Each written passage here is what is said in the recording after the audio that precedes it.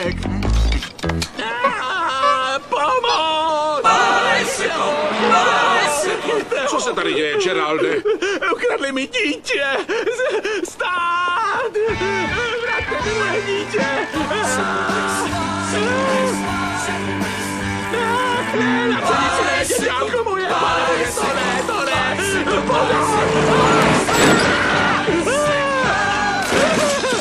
Pane bože, moje kolo!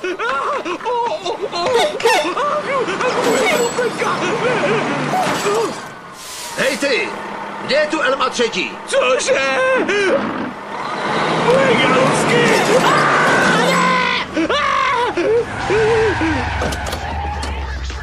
To není tvoje! Nedali ho dovnitř! Ach, moje děťátko!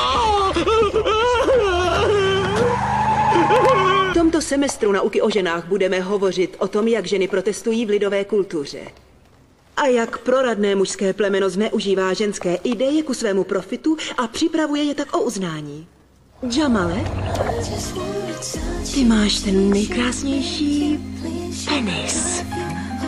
Ano, to mám.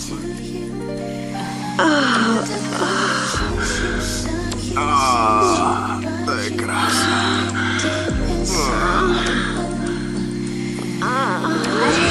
Tak ty jsi zase propadl tomu chtíči, co? Mami! A umyl jsi dneska zadek? Sakra, mami, přestaň! Mami, dost!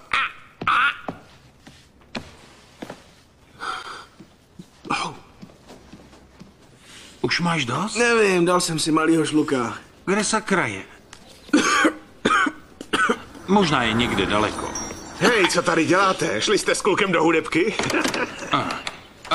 Kurva. Hej, jak se vede, hoši?